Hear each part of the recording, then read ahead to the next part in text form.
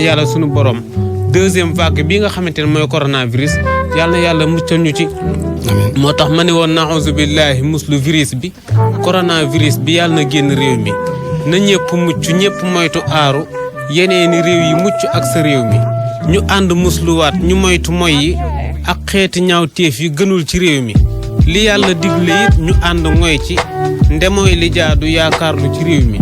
teyim tereet na ñëpp ànd daw ko ci soog a muslu yii virus ci réew mi mesure yi war na ñëpp ànd jël ko jàppale suñ bopp ak njiitu réew mi ñi koy joxaate nañ ci jiitu mooy tax mu yomba jëf sawarlu lool ci réew mi ku weddi lii dalaa dëlul ku ñam xam fagaru gën na farlu mbokki réew mi xaddiisu maasaral muhaajiriina nañ ko nafar te ñaan jàmm ci réew mi jullik borom bi sax ca kaw yoneen ba ëmbaale saaba yak ñoñam ya réew mi waaye tabaarakallaahu sama wujuru teddoo alxaaji Maxtaar Sekk Mbooro góor ga ci ginnaaw kër mi yàlla yàlla yi sëyir ma ci barkentu salaam salaam Adama Maxtaar Sekk